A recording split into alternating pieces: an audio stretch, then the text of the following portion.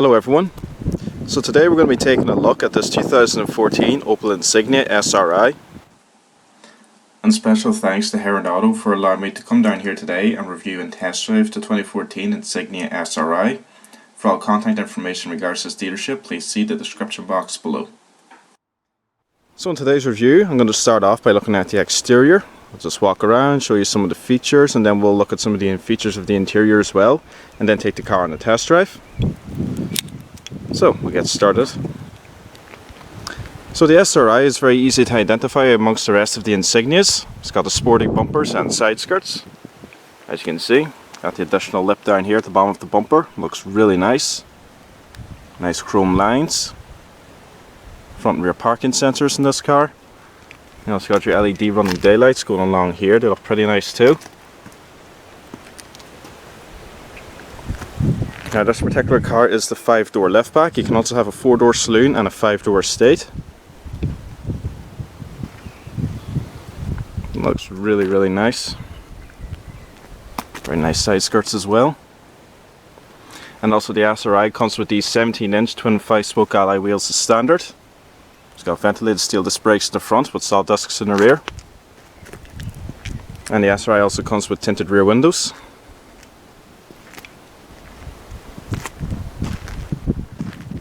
Very nice rear design on it as well.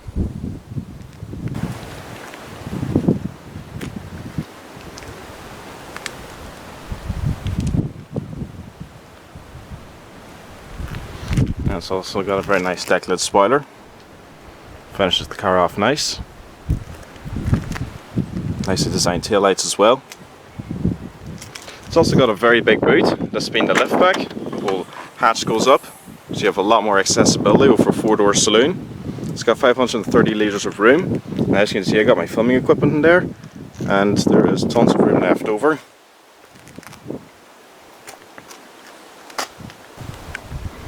And also you can just fold the seats here in a split 60/40, just pulling this handle here, and they fold down.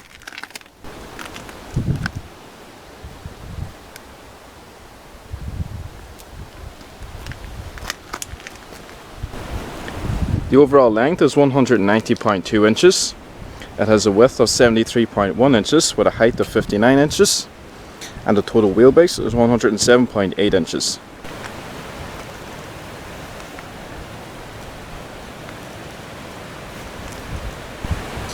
So let's go and check out the interior of this car.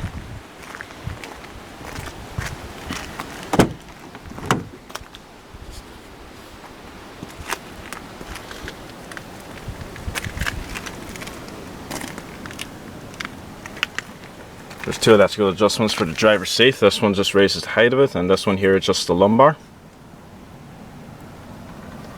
And of course you got a completely adjustable manual leg rest.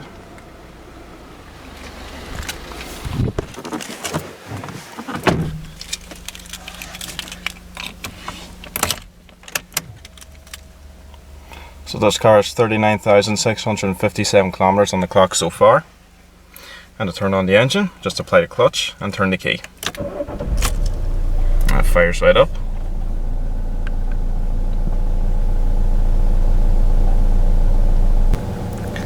So to go through the interior of the car as briefly as I can, you got your cruise control located off to the side as usual, and then over here you got your radio controls and your main trip computer controls here. You use these buttons and this one here in the center to navigate through the trip computer. I can go through things such as your telephone, infotainment system, the sat nav, the main vehicle settings, and so on. And info's just the main one we're on at the moment. It's also got the sporty 3-spoke leather wrap multifunction steering wheel with electric rack and pinion power assist. And of course it is the sports steering wheel, given that this is the SRI, so it's got the flat bottom race inspired design. It's perforated off to the sides as well. It's a lovely steering wheel. Also this car has automatic headlights. And then we get to the IntelliLink infotainment system. It's very nice and easy to use. I've used this a few times before now and I really do like it. I believe that is the best way to communicate. And the sound quality is very good as well. And you got all your main functions here. So for example, the little house here is the home button, and you can just select between all your options from there, or you can use this wheel. And there's also this little touchpad as well you can also use. And if I press this arrow down here, Got your radio stations. And then down here you got your automatic air conditioning. I've set up for myself. It's got a very nice digital display. And economy mode, which is the start-stop system. 12-volt power LED and an ashtray. 6-speed manual gearbox, as well as the electronic parking brake. And also got 2 cup holders here. Nice leather armrest. Deep storage. Your auxiliary and 2 USB plug-ins and another power outlet. Lovely interior of this car. Let's go ahead and take a look at the back seats real quick.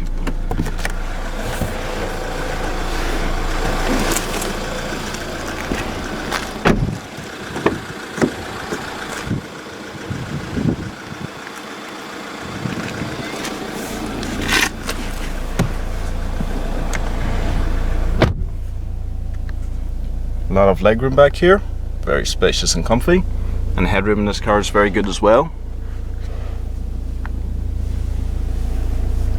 You also got rear ventilation. Okay, so let's get started on the test drive.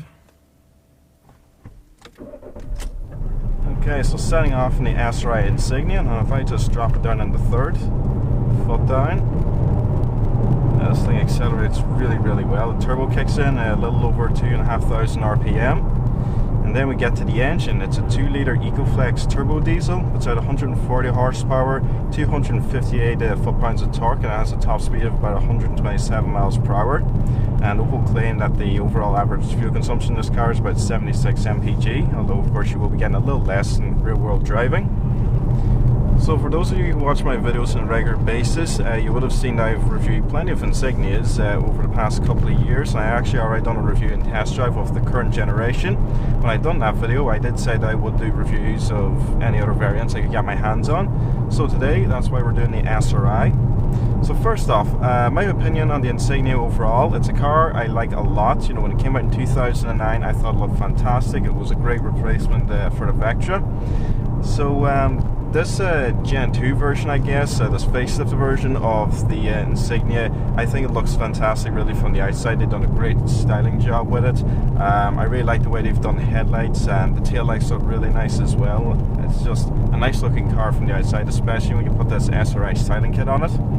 Then we get to this interior, which I absolutely love. These sports bucket seats that you get in the SRI model are very comfy. I have the leg rests adjusted, I have the seat and the air conditioning all just set up for me, and it's just such a comfy, quiet, economical cruiser. So it's a really nice car to drive.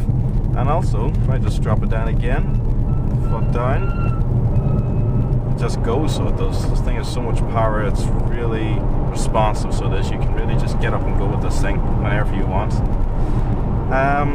Other things about the interior, the IntelliLink sat-nav system is a joy to use. It comes in all Insignias apart from the base model S.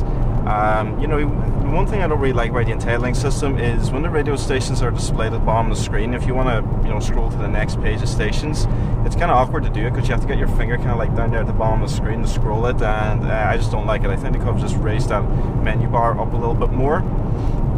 Other things about this interior, it's got the standard air conditioning. You can't have this car with dual zone climate control. It's also got a little indicator here and actually tell me what gear I should change into. Right now it's telling me to change into 6th because I'm doing 60 miles per hour. It's got a lovely steering wheel, it's nice to use as well. Good 10 and 2 notches, lovely to hold on to. And it's also very quiet in here, so there's a tiniest little bit of wind noise going over these exterior mirrors. They are quite large, but really, if I'm perfectly honest, it's comfortable. It's really quiet. I'd be very happy to drive this car to Dublin and back in one day, so I would. And fuel consumption is very good as well. Now, as I said, Opel claim, you know, from the factory you can get 76 mpg. In real world driving, you're going to be getting mid 60s, maybe low 60s, but it's still going to be excellent fuel consumption anyway. So right now I'm just taking this car into some back roads and we're going to see what the suspension's like. Again, when I've driven Insignias in the past, I always thought they were quite comfy, and you know, the multi-link rear suspension in them is very good as well. It absorbs bumps quite well. So we're coming into a rougher back road here that I don't normally drive on, by the way, during these test drives. And so far, going over quite a few dips, and it's absorbing them very nicely. It's not bouncy in here at all. Very little vibrations get into the cabin. So far so good, I think. There's a right quality in this thing. So I'm just coming up to a tight right-hander here. Drop it down in just a second and see how it does. Yeah, very little body roll as well. It stays planted and smooth, so it does when you're going around tight corners like that. And then it just pulls away on the straights. The funny thing is, as I was saying, this isn't even the fastest 2-litre diesel you can have. This is the second fastest. There is a 170 horsepower version of this engine, and then there's a variety of petrol engines. I believe there's 1.4 turbo. Although, if I'm honest, in Ireland, this exact engine that I have here with 140 horsepower, it's the most common one and it's the most popular. And for good reason though, because it's got more than enough power and it keeps the road tax low. So really, it's a perfect engine, so it is.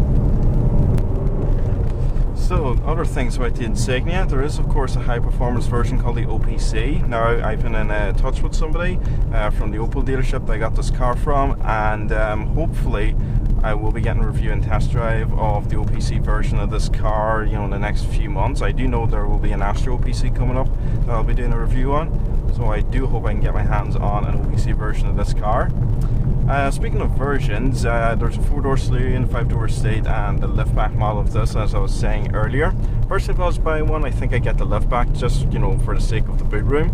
It's still the same length and width and height and all that as the 4-door saloon equivalent.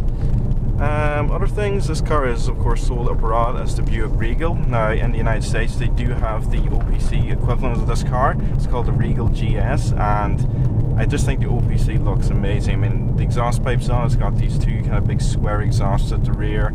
The car just looks really, really sweet. I think it's got like 320 something horsepower in it.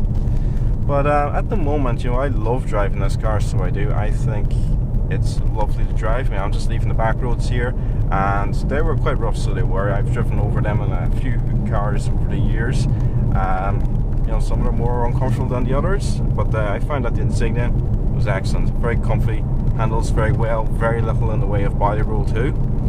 So we're just going to head out to the bypass now and see what it's like on power. Okay, so coming out to the bypass in second gear. Acceleration of this thing, as I said a few times before, is brilliant. That's 60 miles an hour in third gear. Man, this thing really, really goes. Wow. So yeah, even out here, it's quiet and it's smooth, and it's just really overall, the sum of the Insignia, it's a lovely car to drive, so it is. I can't fault this thing at all, to be honest with you. I've seen some people saying that it's not as nice to drive as a Ford Mondeo. Actually, this is something that's been brought to my attention a few times. A few people have asked me, how would I rate this against the Ford Mondeo? So, I have reviewed the new Mondeo, and I have driven it. I didn't actually film the test drive, but I have driven one. I must get back and actually film the test drive. I have to be honest, it's really, really hard to say which car is better. I mean, I suppose on the styling front, perhaps I prefer the new Insignia, especially in this SRI trim. But in saying that, the new Mondeo looks fantastic as well. It's really hard to choose between both cars because they both have 2-litre diesel engines. They'll both put out about 140 horsepower. They're both very economical. They're both very spacious and well equipped inside. They'll both also cost the same. They're both very popular, so they are here in Ireland. In the UK, they're extremely popular cars. So I don't know. I mean, choosing between the Mondeo and the Insignia, it's a tough one. So it is. Personally, though, I think if I were to choose between both cars, I would buy an SRI Insignia like this one here, with probably the 2-litre 140 horsepower diesel engine as well. I don't know. I mean, both cars are brilliant. It's really hard to choose though. I mean, I suppose you'd have to drive the Insignia and the Mondeo, both of them quite a lot really, to find faults between them to see which one is best. But for me personally, having driven plenty of Insignias and a few Mondeos over the years, I don't know. I think, as I said, in my opinion, I think the Insignia might be better looking, but I think overall both cars are very, very similar, and it's kind of hard to tell them apart. But anyway, I have to be honest, that's pretty much the end of today's review. It was just meant to be a short video because I already done a lengthy review and test drive on one of these Insignias last year, so I just wanted to give you guys a short overview and a short test drive of what the SRI was like. And as I was saying, I think it's a great car. I like it a lot, so I'm going to do a list for the prices and specifications and all that stuff as usual in the description box below. So that's pretty much everything. Thanks for watching, and see you guys next time.